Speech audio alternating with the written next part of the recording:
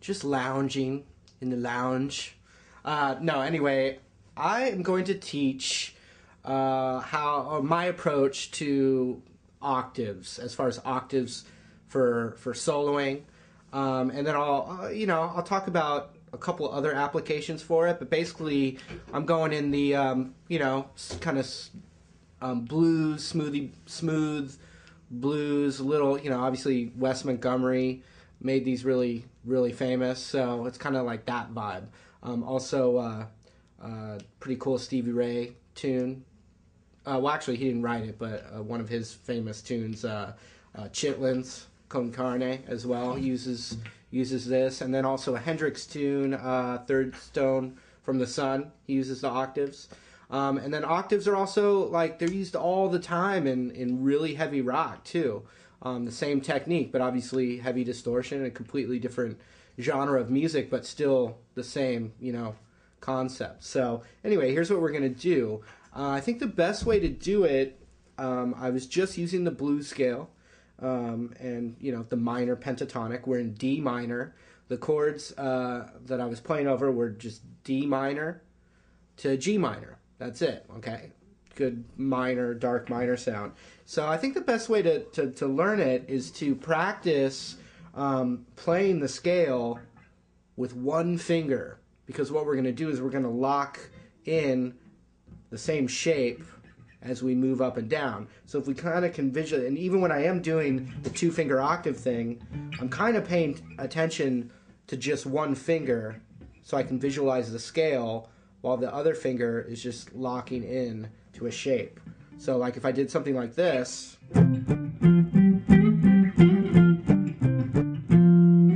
what I'm really, think is important is to visualize just one finger doing that in the scale, like.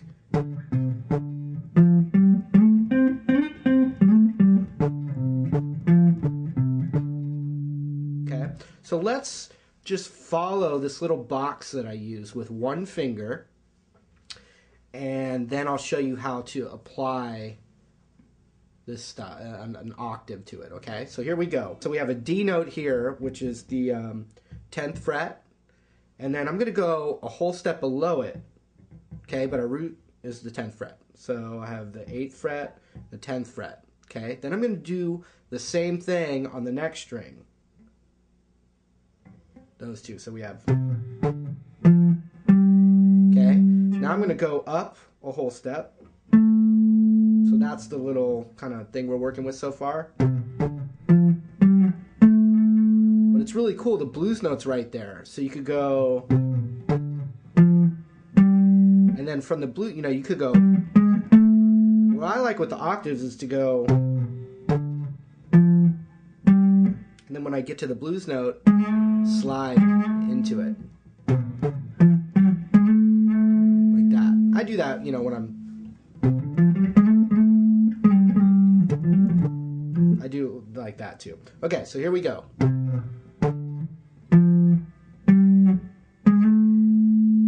Okay, let's just start with that much of it right now. Keep it real simple, and then we'll add to it in a minute, okay? So here's what I'm going to do.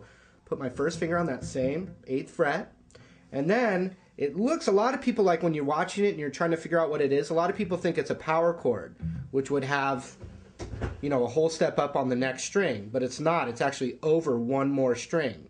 So I'm actually skipping a string. I've got the 8th fret on the E string, and then the 10th fret on the D string. I skipped a string and went to right there. And so what I'm doing is I'm letting my first finger, I'm using the tip of my first finger. I'm not barring it. I'm using the very tip of my first finger, and then I'm letting my first finger kind of mute that A string in between them. So all you're hearing is the two notes that I'm fingering, and then the string in between is getting muted.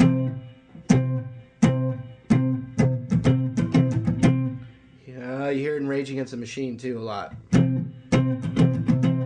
But I love Rage because he uses like funk and blues elements in heavy music. That's really cool.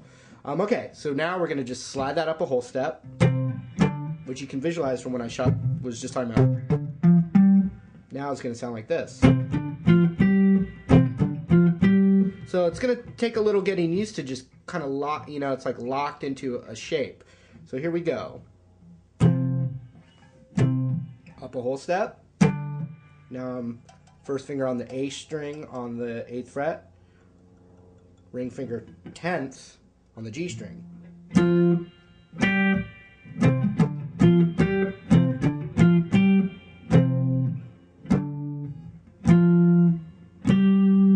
Now I'm going to do that thing where I went up a half step and then just like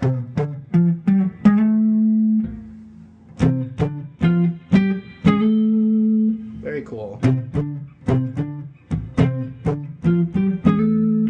And then on the way down, you can do that. It's like the opposite. And then when I get to that blues note, I slide down there, whole step. Boom, boom. I like to end my phrases on the root just so you hear the finality of it.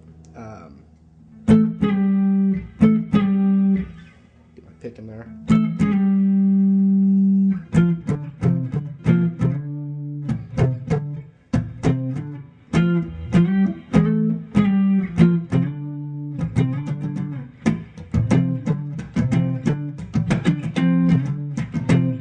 I love octaves when I'm playing like a funk groove too. If I go to a minor 7 chord right here, I can use that little thing as part of like my comp or my groove. I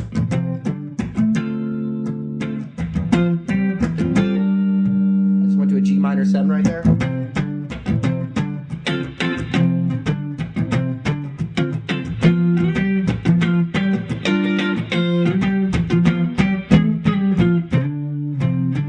Okay, let's finish. Let's move our way up, okay? If that's too much for you, you can just start with that. But now let's move on to the next part of it. Let's start with what we were just doing. 8, 10, 8, 10, 11, slid into 12, okay? Now, we're kind of in our familiar pentatonic, D minor pentatonic or D minor blues scale. So I've got the 10th fret here on the D string. And I'm gonna go up a whole step, 10, 12, okay? Then I'm gonna do 10, 12 on the next string. And then I'm gonna go up a half step and then slide into that.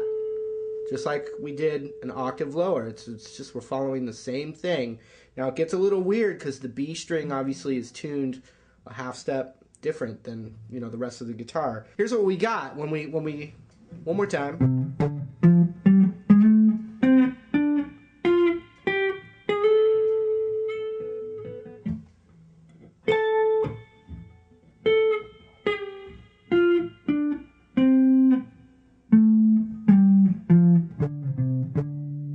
Okay, so now when we get to the notes,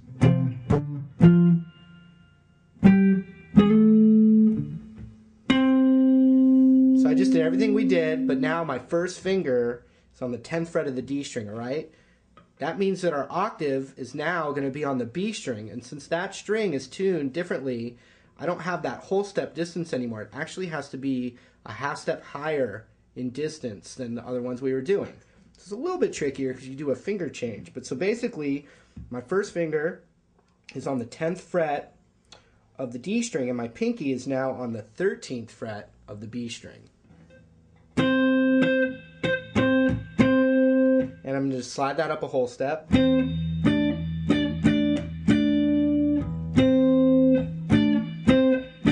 So let's add just that to what we just were learning before.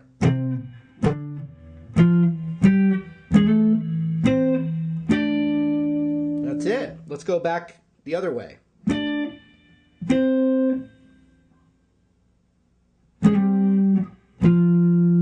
a little bluesy slide from the blues note there.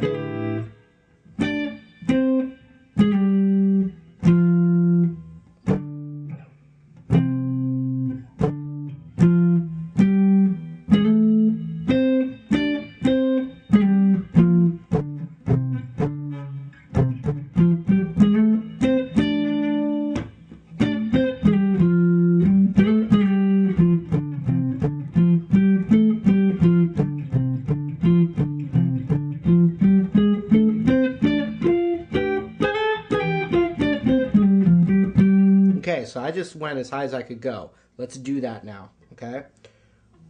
You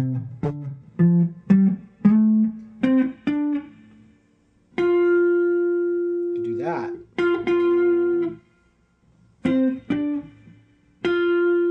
So now my first finger's on the 10th fret of the G string. This is kind of cool because it's going to be the same distance that we were doing on the previous.